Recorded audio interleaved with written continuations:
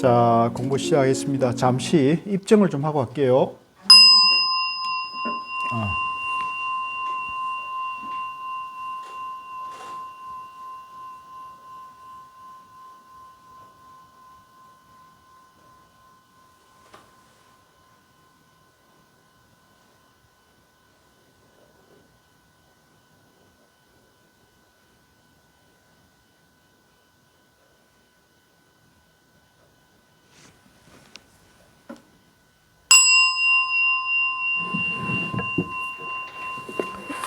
예, 말씀하신 반야신경 봉독하고 하시죠.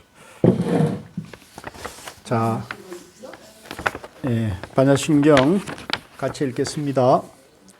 마하반야 바라밀다 심경 관자재 보살이 깊은 반야 바라밀다를 행할 때 온이 공한 것을 비추어 보고 온갖 고통에서 건너느니라. 사리자여 색이 공과 다르지 않고 공이 색과 다르지 않으며 색이 곧 공이요 공이 곧 색이니 수상행식도 그러하니라. 사리자여 모든 법은 공하여 나지도 멸하지도 않으며 더럽지도 깨끗하지도 않으며 널지도 줄지도 않느니라.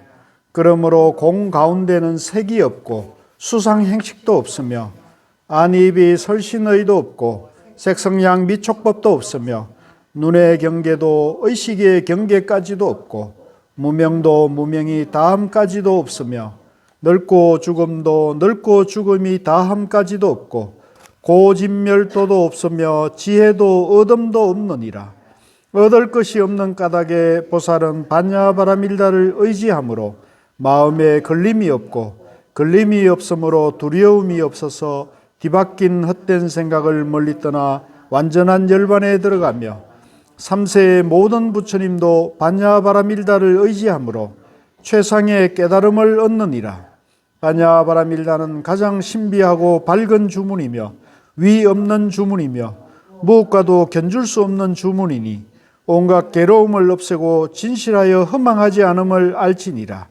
이제 반야바라밀다 주를 말하리라. 아제아제 바라아제 바라성아제 모지사바 아제아제 바라아제 바라성아제 모지사바 아제아제 바라아제 바라성아제 모지사바. 예.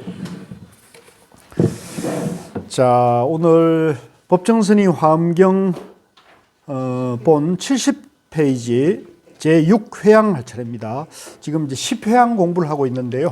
6회양 제6번째 회양은 견고한 일체 선근을 따르는 회양입니다. 이제 견고하다는 것은 흔들림이 없다는 얘기죠. 흔들림이. 우리가 이제 어떤 사람이나 진리에 대해서 믿음이 견고하면 흔들림 없이 이제 실천을 할 수 있고 진리의 길로 갈 수 있는데 그 믿음이 흔들리면 불안이 생기고 초조함이 생기거든요. 그 얘기를 합니다. 그러다 보니까 결국은 제대로 못 가는 거죠. 진리의 세계를 제대로 못 가는 거죠. 그런데 이제 우리가 견고한 모든 선근, 이제 견고한 모든 좋은 그런 바탕을 따르는 회향. 불자들이요, 무엇이 보살들의 견고한 일체 선근을 따르는 회향인가? 보살들이 제왕이 되어 큰 나라를 다스리면, 이제 이건 비유입니다. 비유. 이제 예인데요. 만약에 우리 이제 깨달음을 향해 가는 바른 수행자들이 만약에 왕이 되면은 이제 이때는 이제 우리가 전제군주 시대니까, 그죠? 절대왕정 시대니까 왕이 이제 사람들 세계에서는 최고 가는 인물이 되는 거죠. 그런데 지금으로 말하면 이제 대통령입니다. 우리나라로 말하면 대통령이 되겠고, 이제 우리 보살이 대통령이 되어 큰 나라를 다스리면 그 위덕이 널리 퍼지고 이름이 천하에 떨쳐. 그렇죠. 우리가 이제 대통령이 됐다 그러면 그 이름이 천하에 알려지고 모든 사람들이 다 알게 되는 거죠. 모든 적들이 귀순한다. 이제 대통령에게 이제 뭐 대들고 이랬던 경쟁했던 사람들도 대통령이 되면 이제 그걸 따르고 이제 같이 이제 동행을 하는 그릇이 되죠. 그러니까 제가 지난번에도 우리 어렸을 때 그 자수하여 광명 찾자, 이것도 이 환경을 보고 그걸 표를 만들어내는데, 여기 보면 어렸을 때 우리 말도 귀순이라는 말도 많이 듣잖아요. 귀순하여 광명 찾자. 이 귀순, 돌아와 수순한다는 뜻입니다. 이렇게 진리의 가르침으로 돌아와 따라간다. 그러면 우리가 편안하거든요. 근데 만약에 진리를 거스르고 욕망을 추구하게 되면 이제 갈등이 생기는 거죠. 법령을 공포할 때는 바른 법에 의지하고, 자, 이것 중요해요. 이제 법령, 우리가 이제 나라를 이제 다스린다, 나라를 이끌어 가려면 이제 마음대로 하면 안 되잖아요. 그러니까 어떤 규칙을 만들어야 되는데, 그 규칙 중에 세속에서는 이제 헌법이나 이제 각종 법령이 있는 거죠. 법령을 공포할 때는 항상 바른 법, 요 앞에 법령은 세속의 법이고요, 뒤에 법은 진리를 말하는 거예요. 중도법을 말하는 거예요. 이런 걸 볼 때 우리가 구분해서 볼 수 있는 안목이 있어야 되는데, 바른 법이 뭐죠? 정법. 정법이 뭐예요? 중도. 그렇죠. 중도죠. 중도법이죠. 중도법. 이런 걸 볼 때, 아, 바른 법이 곧 중도를 말하는구나, 중도 정법을 말하는구나, 이렇게 바로 이제 여러분들이 안목을 세워야 돼요. 그러니까 이제 우리 이 현대 자유민주주의 시대에도 이 헌법이나 법이나 이런 것들이 다 사실은 중도법에 맞게 하는 게 옳은 거예요. 근데 이게 중도법에 어긋나게 되면 이제 편향이 되는 거거든요. 그러니까 법령을 공포할 때는 바른 법에 의지하고, 자, 스님 요거, 교재 가져가십시오. 한 일산을 들어, 일산은 이제 옛날에 왕이 어디 행차하면은 이제 햇볕을 가리거나 비를 가로막는 큰 우산 있잖아요. 일산을 들어 방방곡곡을 가리며 천하를 두루 다녀도 그릴 길 끝이 없으며, 이제 이런 사람은 지혜와 덕을 갖춘 왕이고 지도자니까 세상 어디를 다녀도 이제 거리낌, 두려움이나 이제 거리낄 것이 없으며, 법에 자제하여, 진리에 자제하여 보는 사람마다 복종하며, 이제 누가 자제하느냐? 이 지도자가, 이제 대통령이나 왕이 이 진리에 자제하기 때문에, 자유자재한 사람이기 때문에 보던 사람들이 누구나 보더라도 아이고 정말 거룩하고 지혜와 덕을 갖춘 분이구나, 이렇게 하면서 그분을 따르게 된다는 거죠. 형벌이 아니어도 덕에 감복하여 교화를 따르며, 이제 꼭 법을 위반하면 죄를 받는다, 이런 형벌이 아니더라도 그 대통령이나 왕의 덕에 감복해가지고 그 교화 가르침을 따르고 네 가지 거두어주는 법, 요걸 이제 우리가 사섭법이라 그래요. 사섭법. 사섭법은 이제 보살이 베푸는, 이제 부처님과 보살이 베푸는 네 가지 법을 말하는데, 이제 보시, 이제 사람들에게 항상 사람들이 필요한 걸 잘 도와주는 보시, 에어라는 거는 이제 말을 아름답게 하는 거예요. 말을 좋게 하는 거죠. 말이 일단 거칠거나 말이 뼈가 들어가거나 이러면 안 돼요. 말이 아름답고 편안해야 됩니다.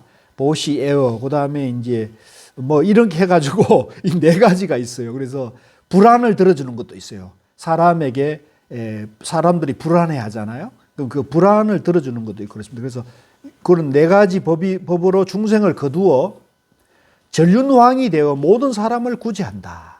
이제 전륜왕은 이제 불교의 전설적인 이제 지혜와 덕을 완전히 구족한 왕을 전륜성왕이라 그래요. 그래서 석가모니 부처님이 이제 출가해가지고 도를 깨치고 이제 왕궁으로 돌아와가지고 왕 노릇을 했으면 전륜성왕이 되었을 것이라 그러고, 이제 부처님은 이제 그렇게 하지 않았죠.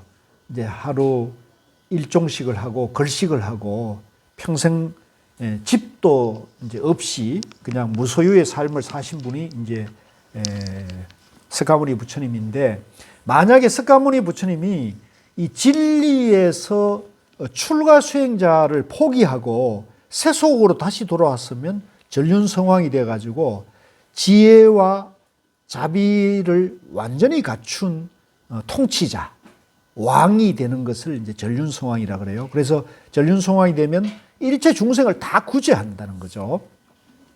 보살들에게는 이런 자제한 공덕이 있고 많은 권속이 있어 저해할 수 없다. 조그마한 허물도 없어 보는 이가 싫어하지 않으며, 이제 이런 전륜성왕 또 이제 이런 보살들이 대통령이 되거나 이제 왕이 되면은 이제 조그마한 허물도 보이지 않는다는 거죠. 그리고 복덕으로 장엄하여 상호가 원만하고 몸매가 고르며 이제 지혜와 복을 다 갖췄기 때문에 이제 얼굴이나 몸이나 이런 것들이 이제 누가 보더라도 좋아하고 따르고 찬탄하는 그런 것을 갖춘다는 건데, 뭐 이것은 뭐 못생긴 사람이 잘생기지고 이런 문제가 아니고, 이제 그런 사람이 지혜와 복덕을 항상 베풀기 때문에 나쁜 생각이 그런 사람의 마음에는 없는 거예요. 보통 우리 마음에 이제 나쁜 생각이나 악한 생각이나 남을 해코지 하거나 미워하고 증오하는 마음이 있으면 마음이 이제 울퉁불퉁해지잖아요. 마음이 불안해지면 얼굴이 어떻게 됩니까? 얼굴도 일그러지고 막 복잡한 얼굴이 되는 거죠. 저처럼 복잡한 얼굴이 되는 거죠. 근데 이제 이 지혜를 갖추고 항상 사람들을 이제 덕을 베풀고 어렵고 힘든 사람들을 도와주는 마음을 가진 사람은 절대적인 선을 베푸는 사람이 되잖아요. 그러면 이런 사람 마음은 이제 어떤 고통이나 불안이나 화나 찌푸림이나 미워하는 마음이 없죠. 그러니까 그게 얼굴에 탁 드러나면 얼굴이 그냥 항상 환하고 항상 얼굴에 빛이 나는 거예요. 그걸 말하는 겁니다. 그래서 상호가 원만하고 몸매가 고르며, 이제 그런 사람은 뭐 음식을 먹더라도 이제 절제를 할 거며, 그죠? 이제 항상 우리는 뭐 오늘 짜증났다 그래가지고 막 술이나 고기나 뭐 밥을 막 평소에 한 그릇 먹다가 짜증나면 더 먹잖아요. 폭식을 하잖아요. 그게 전부 마음이 안정이 안 되면 그러거든요. 그러면 이 몸이 어떻게 돼요? 뭐 하루아침에 그냥 막 이게 되거나 이렇게 되지 않습니까? 그러니까 몸매가 고르며, 그죠? 그러니까 이거 좀 사실은 내가 이런 얘기하기 좀 편협된 구업인데, 이제 우리가 자기 관리를 잘 해야 되는 거죠. 자기 마음 관리를 잘 하는 사람은 이 몸 관리도 잘하게 되는 거예요. 몸 관리, 뭐 사람, 저도 좀 배가 나왔습니다만은 배가 이만 난선만큼 나오거나 뭐 막 이렇게 막 소리 막 과하게 몸집이 비대해지거나 이러면 이게 지금 사실은 만병에 다 거론이 되잖아요. 그러니까 이 불교 공부를 잘 하는 사람은 지혜롭고 항상 다른 사람들을 잘 배려하는 사람은 자기 마음 관리도 잘하고 몸 관리도 잘해야 되는 거예요. 이게 중요한 겁니다. 나라연과 같은 견고한 신체를 얻고, 이 나라연은 이제 우리가 앞에서 한번 공부를 했는데, 나라연은 이제 부처님 법을 지키는, 불교의 깨달음의 진리를 지키는 호법 신장의 이름이 나라연인데, 이 사람은 힘이 장사예요.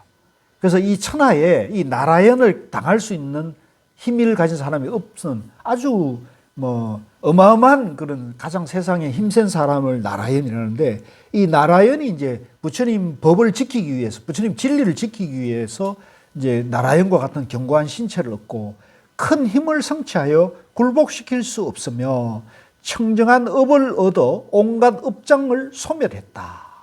그러니까 이런 항상 진리를 추구하고 진리대로 살기 때문에 이 사람은 항상 지혜와 모든 복덕과 항상 선한 마음을 베풀기 때문에 그 사람의 마음은 항상 깨끗한 거예요. 항상 청정하고 밝은 거예요. 그러니까 그렇게 우리가 살면은 그동안의 전생이나 과거에 지었던 모든 업장이 다 소멸이 된다는 거죠. 그러니까 우리도 지금 이렇게 한국사회 불교대학에 모여서 공부하는 것도 사실은 업장을 소멸하는 과정이에요. 우리가 이제 어제 그저께 이렇게 지었던 업장이 있을 거 아닙니까? 없어요? 업장이 있는데 이걸 이제 여기 와가지고 이렇게 우리가 불교 공부를 하면서 그걸 소멸하는 과정인 거예요. 그러니까 뭐 꼭 와서 내가 경을 이해하고 안 하고 이런 걸 떠나가지고 내가 일요일 날은 흥국사에 가서 화엄경을 같이 본다. 이 자체가 오고 가고 하는 그런 마음 자체가 업장을 소멸하는 과정으로 봐야 된다는 거죠. 온갖 보시를 구족하게 행할 때 이제 우리가 자기가 가진 것을 남을 위해 가지고 쓰는 걸 보시라 그러잖아요. 보시를 구족하게 행할 때 음식과 맛 좋은 것을 보시하고 수레와 의복을 보시하고, 옛날에는 이제 수레가 중요하죠. 그러니까 수레를 보시하고 꽃과 향을 보시한다. 왕의 자리를 요구하더라도 조금도 아낌이 없으며, 이건 참 이해하기 어려운 말이에요. 대통령 자리를 누가 요구하면은 조금도 아낌없이 비워주란 말이거든요. 이렇게 살면은 진짜 아무 세상에 분란이 없을 텐데 이게 이제 이렇게 잘 안 되죠. 예. 감옥에 갇힌 중생을 보면 재물과 보배와 제 몸을 희생해서라도 그들을 풀려나게 하며 사형을 당하게 될 죄수를 보면 자신의 목숨으로 대시한다. 이제 이것은 뭐 꼭 이렇게 해라는 뜻보다는 이런 마음가짐으로 정치를 하는 것이죠. 예. 이런 마음가짐으로 정치를 하게 되면 안 풀리는 일이 없을 거예요. 처음 있는 법을 구하기 위해 몸을 던져 불구렁에다 들어가며, 이제 우리가 이제 이 진리, 이 정말로 만나기 어렵고 듣기 어려운 그런 것을 이제 미정유의 법이라 그러는데, 희유한 법이라 그러는데, 이걸 내가 바로 알기 위해서 몸을 던져 불구덩이에 들어가며, 그러니까 이제 저 같은 경우는 그 고우 스님을 처음 만나고부터는 내가 이분의 법문을 내가 배워야겠다. 이분의 가르침을 내가 계속 배워야겠다는 마음이 나니까 이제 서울에서 저 봉화 태백산까지 이제 보통 하루 왔다 갔다 하면 한 1박 2일 걸리거든요. 계속 가는 거예요. 어떤 어려움이 있거나 바쁜 일이 있더라도 계속 가는 거죠. 그러니까 법문을 들으러 공부하러 계속 가는 거죠. 어떤 고초라도 달게 받으며 법을 구할 때 한 글자를 위해서라도 모든 소유를 죄다 버리며, 이제 진리를 내가 배우기 위해서는 내가 가진 것을 아낌없이 베풀 수 있는 그런 마음이 돼야 진리를 우리가 바로 알 수가 있는 겁니다. 항상 바른 법으로 중생들을 교화하여 선행을 닦고 악행을 버리게 하며 중생들이 남을 해롭게 하는 것을 보면 자비심으로 구원하여 죄업을 버리게 한다. 이제 우리가 지금과 같이 참 각박한 세상이 되면 남을 해치는 사람들을 우리가 많이 보게 되거든요. 뭐 얼마 전에 대전인가요? 어느 선생님이 학생을 이제 그 목숨을 끊는 그런 아주 비극적인 그런 것, 그러니까 그런 것들도 이제 우리 주변에도 꼭 그렇지 않더라도 그 남을 막 이기적인 마음이나 아니면 정신적인 어떤 문제가 생겨가지고 그런 걸 하면, 그렇지만은 그런 사람들조차도 자비심으로 그런 사람들을 잘 품으면서 그 사람이 잘못한 착각한 죄를 스스로 버리게 하면, 스스로 버리게 이제 안내를 해야 한다. 혹은 온갖 살림살이에 소용되는 물건들을 보시하는 무차대 시회를 베풀 때, 이제 저는 이제 이 경을 보기 전에는 무차대법회는 알았는데 무차대시회는 이번에 처음 알게 됐는데요. 무차라는 것은 차별이 없다는 얘기예요. 그러니까 잘 살거나 못 살거나 선한 사람이든 악한 사람이든 어떤 불교인이든 기독교이든 어떤 차별이 없이 다 베푼다는 거예요. 다 보시한다는 뜻입니다. 그래서 무차 대시회를 베풀 때 그 가운데 중생의 갖가지 복받들이 먼 데서 왔거나 가까운 데서 왔거나 어질거나 어리석거나 아름답거나 추하거나 남자거나 여자거나 사람이거나 사람 아니거나 마음과 행동이 같지 않고 구하는 바가 저마다 다르더라도 평등하게 베풀어 모두를 만족하게 한다. 이게 중도법이에요. 이게 참 쉽지 않은데, 그러니까 우리는 보통 보면 불교 그러면 기독교 그러면 불교, 이렇게 상대분별로 자꾸 보잖아요. 착한 사람은 악한 사람, 여 그러면 야 그러면 여, 이런 식으로 이렇게 노 그러면 사 그러면 노, 이런 식으로 우리는 자꾸 상대분별로 이게 자꾸 대립적으로 이분법으로 사고를 하거든요. 이게 이제 전부 상대분별심이고 이것이 전부 분별망상이고 이것이 양변에 집착하는 마음이에요. 이 양변에 집착하는 마음이 있는 한은 우리가 마음이 편안할 수도 없고 부처가 될 수도 없는 거예요. 그 양변에 집착하는 마음을 다 내려놓을 때 내가 불자라도 불교에 집착하는 마음을 내려놓을 수 있어야 돼요. 가능할까요? 이게 불교거든요. 그래서 이건 참 쉽지 않은 일인데 이게 그러면 왜 되어야 하냐면 이렇게 내 마음 속에 집착하는 바가 없어야 금강경에 나오는 응무소주 이생기심, 응당 머무는 바가 없이 그 마음이 난다는 거죠. 이해는 되시죠? 일단 이해를 하셔요. 일단 이게 이해가 되면, 그러면 그게 이해가 되면은, 어느 날 내가 마음을 쓰다가 어떤 부딪힘에 오면은, 내가 이거 집착하고 있네. 내가 옳다는데 집착하고 있구나. 여러분 깨달음이 소소하게 올 수가 있어요. 그러면 이제 그때, 내가 옳다는 이 집착도 내려놔야지 하는 마음이 생기는 거예요. 그래서 이 불교는 이렇게 불교가 위대한 거예요. 자기가 믿는 것조차도 내려놓을 수 있을 때 바른 지혜가 나온다는 게 부처님 가르침이잖아요. 그러니까 세상에 어떤 성인이나 어떤 종교 지도자도 부처님처럼 이런 지혜를 가르친 분은 없는 거예요. 이게 우리 불교의 부처님의 위대한 점이에요. 그래서 우리가 부처님과 다른 어떤 성인과는 좀 차별이 된다고 봐야 되는 거예요. 예, 이해되시죠? 예, 이게 부처님의 점이에요. 그래서 여러분들 지금 세상이 너무 각박해가지고 이게 지금 특히 정치적인 그런 것 때문에 너무 아웅다웅하는데 이것도 좀 이렇게 자기가 옳다는 그 생각도 내려놓을 수 있는 여유를 가진 사람이 마음이 편안해지고 다른 사람 견해도 이렇게 귀를 기울일 수 있는 여유가 나오는 거예요. 그렇지 않으면 자기 그거에 집착하는 사람을 우리가 마운이라는 거예요. 마운. 악귀라고 그래요. 악귀. 자기가 옳다는 그 독선에 찌들게 되면, 그러면 남을 미워하고 남을 저주하고 마음을 정오하게 되는 거거든요. 그 정오하는 마음이 누구에게 가장 큰 해를 미칠까요? 본인이 괴로운 거예요. 본인이 자기 안에 독을 막 뿜는 거예요. 그래서 내가 이런 얘기하면 조금 업을 짓는 건데, 막 남을 저주하는 사람들 그 TV나 유튜브에 나와가지고 그 하는 사람 말을 봐요. 그 얼굴을 보세요. 얼굴이 하나같이 아주 그 업이 거기 나타나는. 나는 그렇게 보여요. 나는 남을 미워하고 저주하고 자기가 옳다는 게 집착하는 사람들이 얼굴이 하나같이, 내가 누구라고 말할 수는 없는데 하나같이 인상이 안 좋아요. 그거는 그 업들이 그게 업장이 짜여가는 거거든요. 그래서 이제 우리가 누구를 가서 이런 것도 뭐 어떨지 모르지만 저는 하여간 지도자를 뽑을 때나 어떤 모임에 단체나 늘 뽑을 때 사람이 인상이 일단 좋아요. 인상이 좋은 사람은 마음을 골고루 쓴다는 거죠. 마음이 골고루 평등하게 쓰는 사람은 마음이 여유가 있고, 그죠? 그 마음의 여유와 편안함이 얼굴에도 인상에도 드러나는 겁니다. 예. 이걸 이제 우리가 볼 수 있어요. 그래서 그 성철 스님께서 그런 말씀을 하셨어요. 사주보다는 관상. 들어보셨죠? 예. 사주 너무 따질 거 아니에요. 사주보다는 관상. 관상은 인상을 말하는 거 아닙니까?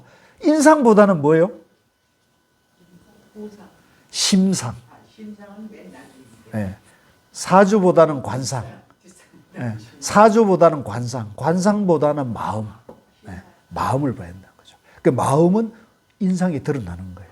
그래서 그 인상만 보고 또 선택하면 또 실수할 수 있거든요. 그럴 때는 그 사람의 마음이 과연 평등하고 모든 사람을 아우르는 마음인가를 볼 수 있어야 돼요.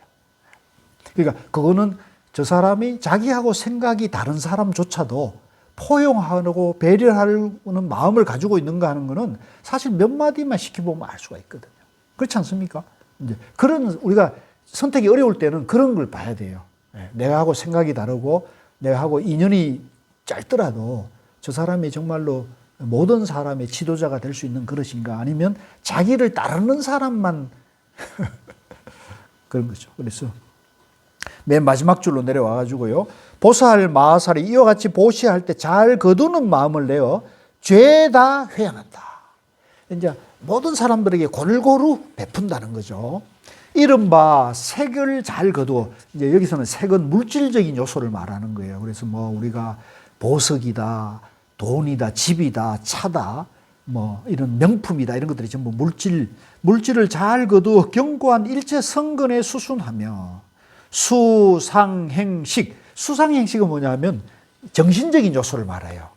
우리 이제 요 색 수상행식을 우리 불교에서는 오온이라 그러거든요. 5가지 요소라 그래요. 5가지 요소는 뭐냐면 우리 인간을 이루고 있는 5가지 요소가 있다는 거예요. 그 요소 중에 색은 물질적인 요소를 말하고요. 이제 우리 육신이 이렇게 보면은 뭐 피부도 있고 머리칼도 있고 뼈도 있고 이런 육신이 이런 걸 색이라 그러고, 이 육신에 연기해 가지고 수는 느낌, 접촉을 말해요. 수는 접촉, 느낌을 말하고, 상은 그 느낌에 따라 가지고 이미지가 떠오르는 걸 상이라 그러고요. 행은 그 느낌과 이미지가 떠오르면은 의지작용이 일어나는 걸 행이라 그래요. 의지작용을 말하고, 식은 기억 내지는 인식을 말하는 거예요. 그러니까 이 수상행식은 우리가 사람의 마음 작용을 말하는 거고, 색은 우리 사람의 형상, 이 몸뚱이를 말하는 거거든요. 그래서 이 색을 잘 거두어 견고한 일체 성근에 수순하며, 수상행식을 잘 거두어 견고한 일체 성근에 수순하며, 왕의를 잘 거두어 견고한 일체 성근에 수순하며, 살림살이를 잘 거두어 견고한 일체 성근에 수순하며, 은혜로운 보시를 잘 거두어 견고한 일체 성근에 수순한다.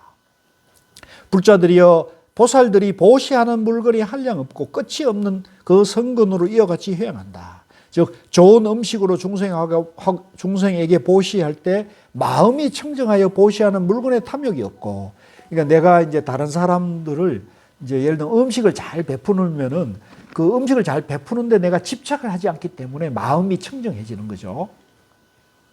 집착이 없고 아끼는 생각이 없어 구족하게 보시를 행하면서 발언한다. 일체 중생이 지혜의 음식을 얻어 마음에 장애가 없고 식성이 탐착할 것이 없음을 알고 다만 법에 대한 기쁨으로 뛰어날 수 있는 음식을 좋아하며 지혜가 충만하여 법으로 견고하게 머물며 성근을 섭취하여 법신과 지신이 청정하여 마음대로 다니며 중생을 가엾이 여겨 복밭을 지으려고 뭉쳐먹는 밥을 받아지이다. 이것이 보살들이 음식을 보시할 때 성근으로 회양하는 것이다. 이제 보살들이 이제 음식을 이렇게 보시할 때 이런 마음으로 이런 서원을 이제 이루어야 된다는 거죠. 보살들이 마실 것을 보시할 때 앞에는 이제 음식을 보시하는 거고, 이번에는 음료수를 지금 오늘도 저도 이렇게 음료수를 받았습니다. 이렇게 이 보시를 받았는데요. 보살이 마실 것을 보시할 때 우리가 이제 가족이나 친구나 가까운 사람에게 내가 차 한 잔 살게, 이 얘기입니다. 내가 차 한 잔 살 때 이런 성근으로 이와 같이 회양한다. 일체 중생이 진리의 맛의 말, 이제 감노수라 그래요. 여기서는 법미수라는데 감노수라 그래요. 부지런히 닦아 보살도를 구족하며 세간의 목마른 애욕을 끊고 부처님의 지혜를 구하며 욕심의 경계를 떠나 진리의 기쁨을 얻으며 청정한 진리에서 몸이 생기며 삼매로서 그 마음을 조섭하며, 여기 이제 밑줄 거세요. 삼매. 이제 우리 마음이 본래 삼매로 되어 있는데요. 우리 마음이 본래 삼매로 되어 있는데, 삼매는 그 뭐냐면 잡념, 분별 망상이 없는 사람의 마음이 삼매로 되는 거예요. 그럼 분별 망상은 어떤 걸 말하느냐? 나다, 너다, 있다, 없다, 선이다, 악이다, 여다, 야다, 노다, 사다, 갑이다, 을이다, 이런 분별, 상대 분별의 마음이 없는 그 마음을 우리가 삼매라 그러는 거예요. 근데 우리는 항상 그런 상대 분별의 마음이 찌들어 있잖아요. 그죠? 찌들어 있는 것을 우리가 업장이 두텁다는 거예요. 업장이. 그래서 우리가 이런 화엄경을 공부하고 또 하루 5분 명상을 하고 염불을 하고 기도를 하고 이렇게 하는 건 뭐냐? 그 업장을 녹여가는 거예요. 상대 분별에 집착하고 있는 마음을 자꾸 닦아가지고 본래 청정한 삼매로 돌아가는 거거든요. 그걸 이제 그 마음을 이루는 걸 우리가 삼매라고. 그래서 삼매로서 그 마음을 다 조섭한다는 것은 다 조절해 가지고 섭수하는 걸 말하는 거예요.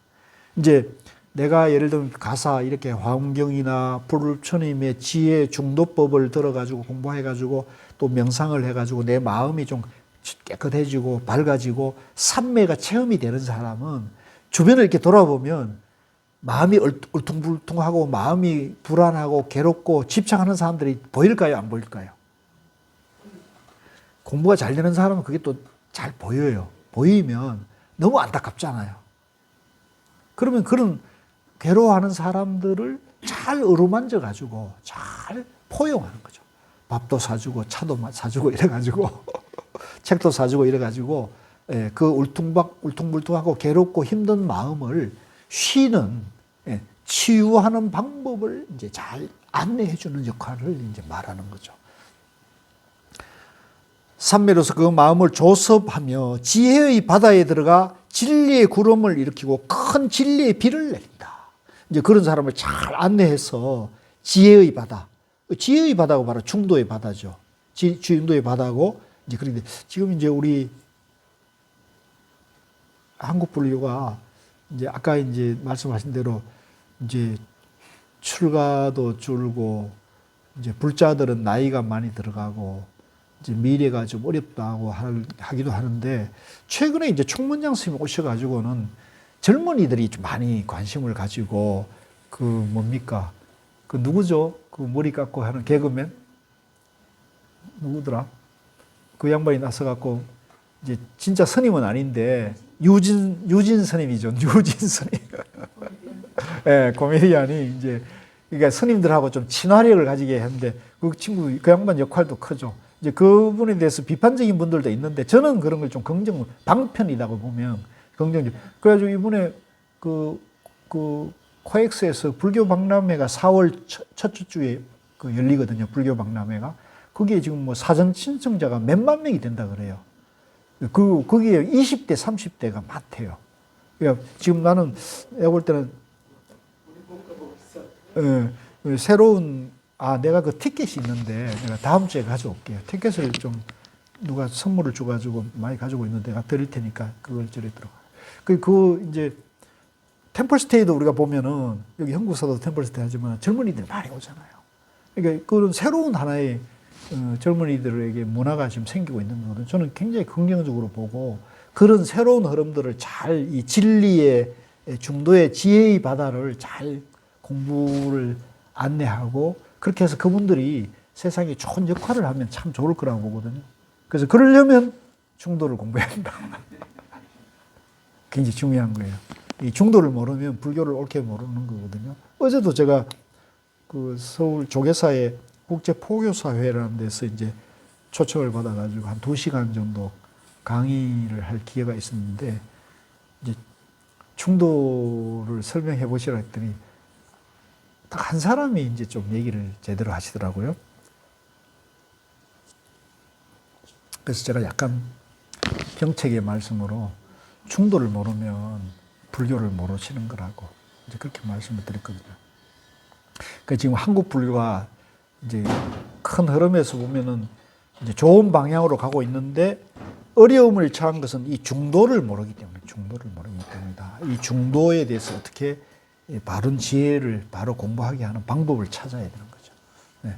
좀 뭐 저도 지금 백방으로 노래하고 있습니다. 아시잖아요. 저도 사실 좀 피곤하고 좀 힘든 일이 있는데도 하여간 저도 이제 백방으로 이 중도를 어떻게든 교재도 만들고 프로그램도 만들고 그렇게 하고 있습니다. 또 이 성근으로 이와 같이 해양한다. 일체 중생이 최상의 맛을 얻어 감노가 충만하기를 원하며 이제 중생들은 어쨌든 맛있는 걸 좋아하고 그죠? 맛있는 차를 좋아하고 그러잖아요. 그러니까 그때는 맛있는 차와 맛있는 밥을 사줘야 돼요. 네, 그 아낌없이 내가 그 능력이 되면 아낌없이 일체 중생 왜냐하면 그 사람의 괴로움을 해결하게 도와주는 거잖아요. 그 기쁜 거죠. 내가 가진 것을 베풀어서 그 사람이 고통스러워하는 고통을 지혜로서 건너게 하는 길이니까 좋은 거죠. 우리 여기 거사님께서 오늘 이제 군법당에 가셔가지고 그 군인들에게 이 진리를, 그죠? 부처님 법을, 지혜를 전하고 오시는 그런 것도 좋은 거거든요. 그러니까 우리 거사님께서도 이 중도를 공부를 하잖아요. 중도가 아니면 그냥 그것은 그냥 지식에 불과해요. 지식은 들을 때는 달콤하지만, 들을 때는 도움되지만 금방 잊어버리거든요. 근데 진리는 지혜는 그렇잖아요. 지혜는 젊었을 때 그 지혜를 공부해 놓으면 아무리 힘들고 어려운 일을 만나더라도 그걸 해결할 수 있는 자기 내면에 치유와 힘이 나오는 거거든요. 굉장히 좋은 거죠. 그래서 어떻게 하면 좀 젊은이들에게 이 중도의 도리를, 이치를 좀 전해가지고 그분들이 이제 스스로 그렇게 해결할 수 있도록. 그러니까 젊은이들 안에 모든 지혜를 본래가 다 갖추고 있다, 이렇게 얘기해 줄 수 있어야 되는 거죠.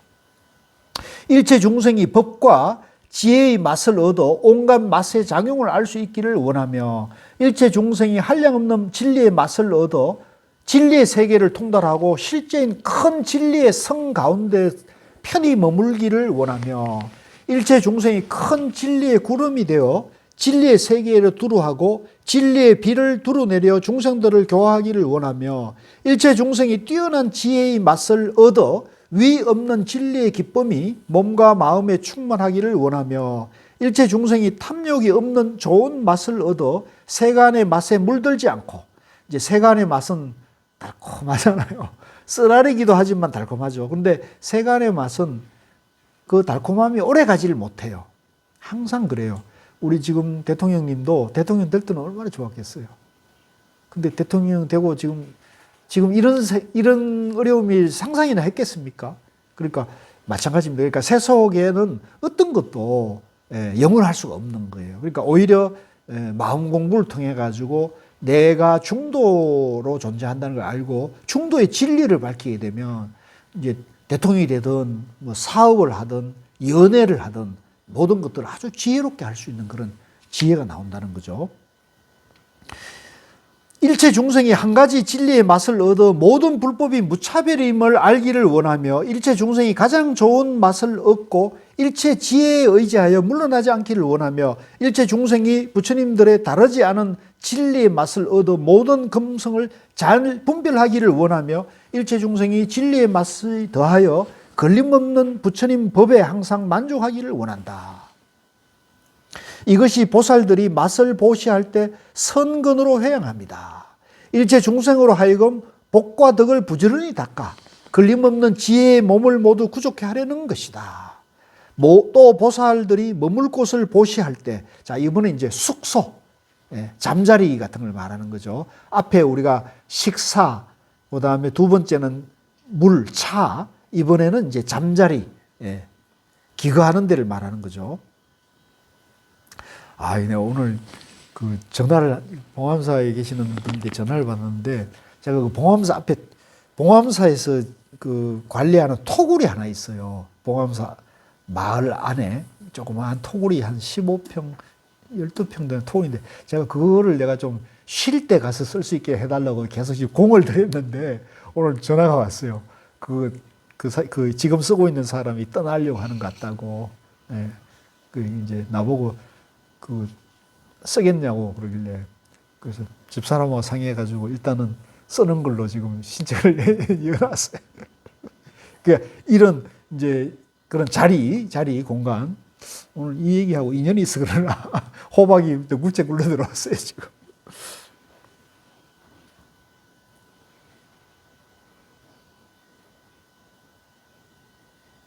또한 보살 마하살이 머물 곳을 보시할 때 모든 성근으로 이어같이 회양한다. 일체 중생이 항상 좋은 이익을 얻어 그 마음이 안락하기를 원하며, 그렇죠. 중생들은 항상 자기가 손해보는 걸 원하지 않잖아요. 뭐라도 이익되게 해야 돼요. 그래서 항상 우리가 그 어려운 사람이나 법을 전하려고 할 때는 중생에게 이익을 줄 수 있어야 돼요. 근데 그게 중생에게 이익을 줄 때 편가르게 이익을 줘서는 안 돼요. 공평하게 이익을 줘야 돼요. 다 이롭게 해줘야 한다는 얘기입니다. 일체 중생이 열애를 의지에 머물며 큰 지혜를 의지에 머물며 선지식을 의지에 머물며 존성한 일을 의지에 머물며 선행을 의지에 머물며 대자를 의지에 머물며 여기 이제 대자라는 것은 우리가 대자대비라는 말을 많이 듣잖아요. 대자라는 것은 기쁨을 주는 겁니다. 사람에게 행복을 주고 즐거움을 주는 걸 대자비라 그래요. 그러니까 사람을 사랑하는 마음으로 그 사람을 행복과 이익과 즐거움을 주는 걸 대자라 그러고요. 대비는 뭐냐면 그 사람의 어려움, 슬픔을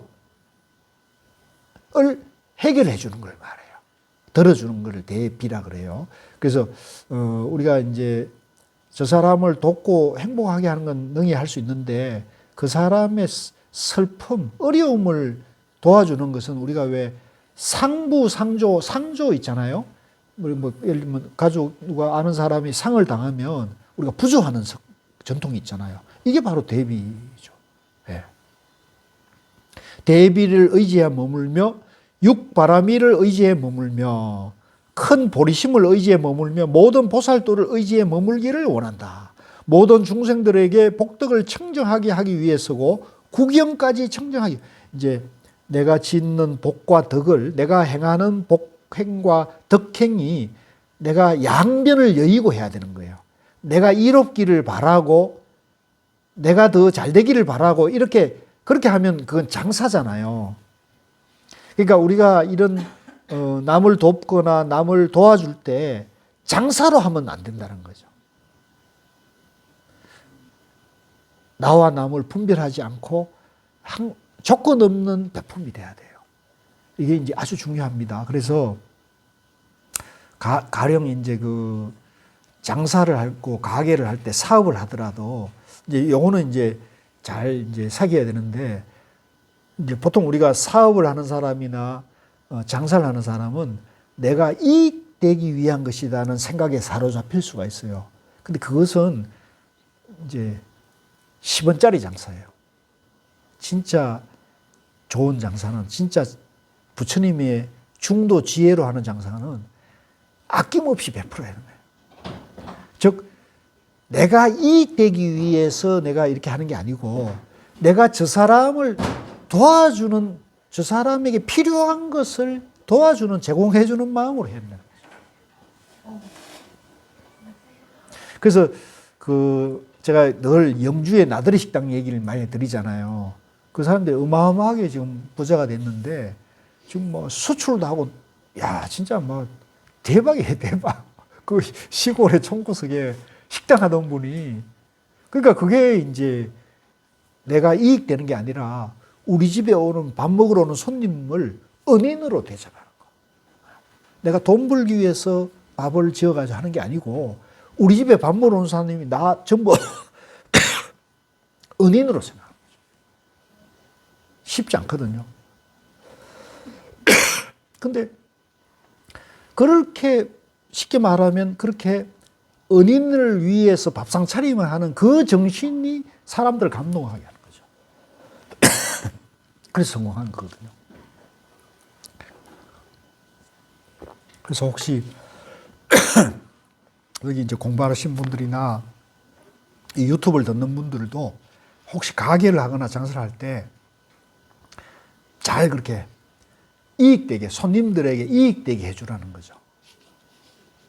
그걸 진심으로 장사 속이나 이해관계가 아니고 진심으로 그렇게 진심. 그러면 감동이 오고 아, 이 사람은 믿을 수 있는 사람이구나.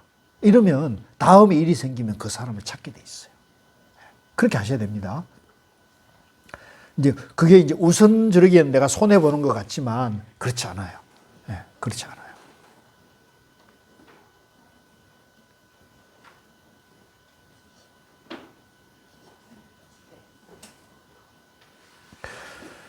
모든 중생들에게 복덕을 청정하게 하기 위해서고 구경까지. 지금 우리가 어디 하고 있냐면요. 73쪽입니다. 73쪽 밑에서 한 7번째 줄. 모든 보살들 의지에 머물기 위한다. 모든 중생 주구경까지 청정하기 위해서고 지혜가 청정하기 위해서. 그러니까 이 지혜가 양변을 떠나야 되는 거예요. 내가 이로운 지혜가 아니고 남도 이렇게 하고 나도 이렇게 하는 거예요. 여도 이렇게 이제 내가 이런 얘기하면 뭐지만 우리 대통령이나 정치하는 사람들에게 내가 훈수한다면 나를 다른 사람만 이익되게 하면 절대 안 된다는 거죠. 나를 따르는 사람도 이익되게 하고 나를 안 따르는 사람들도 이익되게 하는 정치를 해야 되는 거죠. 이게 중도의 정치인 거예요. 이렇게 하지 않으면 항상 반대파 이해가지고 자기가 위기가 오면은 내쫓김을 당하는 거예요. 이게 세속의 도리예요. 세상이 그런 세상이란 말이에요. 그걸 몰랐다면 그 어리석은 사람이지. 그래서 항상 우리 속담에 그런 게 있습니까? 미운 놈에게 뭐예요? 미운 놈에게 떡 하나 더 주는 거라니까. 이걸 모르는 건 아주 어리석은 사람인 거죠. 그러니까 우리 조상들이 굉장히 조상들이 전부 중도 정신을 실천하신 분이 나는 그렇게 보거든요. 미운 놈에게 떡 하나 더 주라. 그게 중도란 말이에요.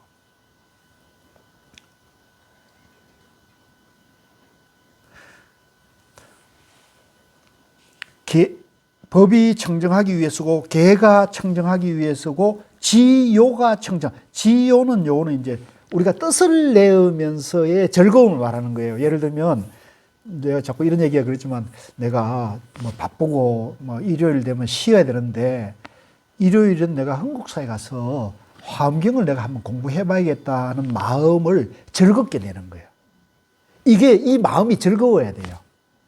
예. 아, 내가 이 공부하는 게 즐겁다. 이렇게. 그러니까 처음에는 이게 아니더라도 스스로 항상 마인드 컨트롤을 해야 돼요. 마인드 컨트롤을 해서, 아, 한국서 가면 내가 즐거워, 행복해. 이렇게 되는 거죠. 그래서 지요가 그런 마음이 이해관계가 아니에요. 이해관계가 아니고 그냥 즐거워서 청정하기 위해서고 신해가 청정. 신해는 뭐냐면 내가 이제 부처님의 지혜 공부, 중도 공부를 하면은 믿음도 생기고 그 아는 것이 늘어나는 것, 이해도 생기잖아요. 그러니까 그 믿음과 이해가 의심이 없어지는 거. 이익된다, 손해된다가 아니고 야, 이거는 정말 진리고 나를 행복하게 하고 내가 또 살아가면서 늙고 병들고 죽음을 건너가게 한 괴로움을 덜어주는 청정한 좋은 길이라는 거죠. 원이 청정하기 위해서고 모든 신통과 공덕이 청정하기 위해서이다. 보살들이 여러 보배 수레를 스님들에게 보시할 때, 자, 이번에는 이제 타는 겁니다. 타는 거. 아까는 이제 거주하는 거, 차, 밥이지만 이번에는 이제 수레를, 그죠? 교통편을 제공하는. 요즘 말로 말하면 어디 갈 때 스님 이 차 타십시오. 이렇게 하는 그런 거. 또, 뭐 도반들도 마찬가지겠죠. 보시를 배우려는 사랑과 마음과 지혜로 잘 알려는 마음과 맑은 공덕심과 버리는 걸 수순하는 마음과 성보를 만나기 어렵다는 마음과 성보를 깊이 믿는 마음과 바른 가르침을 거두어 가지려는 마음을 일으켜 뛰어난 생각에 머물러 미정유를 얻으며 대시회를 마련하여 무량광대한 공덕을 얻고 부처님의 가르침을 깊이 믿어 무너뜨릴 수 없다. 여기서 이제 대시회는 큰 배품의 만남, 큰 배품의 인연을 말하는 겁니다. 모든 성근으로 이어같이 행한다. 일체 중생이 두루 불법에 들어가 기억하고 잊지 말아지다. 이제 우리는 공부하다가 이제 강의 끝나면 다 잊어버리잖아요. 근데 이걸 바른 법문을 기억을 잘 하는 거죠. 이 하나만 기억하면 돼요. 중도만 기억하면 돼요. 양변을 여의는 거 하나만 기억하면 돼요. 일체 중생이 범부의 진리를 떠나 성현의 자리에 들어가지이다. 일체 중생이 속히 성인의 자리에 들어가 부처님의 진리를 차례대로 이끌어지이다. 일체 중생이 온 세상을 존중하여 말한 대로 신용하여지이다. 일체 중생이 모든 진리를 평등한 데 들어가 진리의 세계에 자성이 둘이 없음을 알아지이다. 일체 중생이 열의 지혜 경계에 나거든 화순한 사람들이 함께 에워싸지이다. 일체 중생이 물들지 않는 진리에 머물러 온갖 번뇌의 때를 없애게 하여지이다. 일체 중생이 위 없는 성보를 다 성취하여 범부의 자리에 떠나 성현의 무리에 들어가지이다.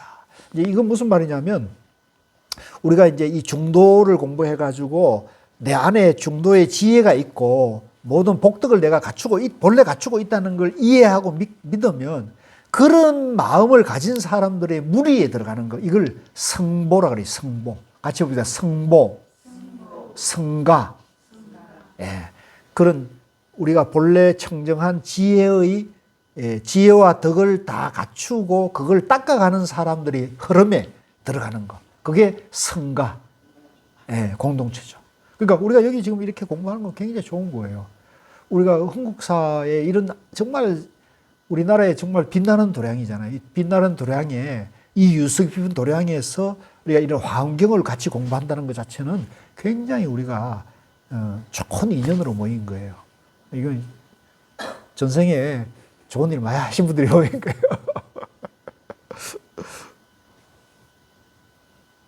조금 쉬었다 할까요? 예, 조금 쉬었다가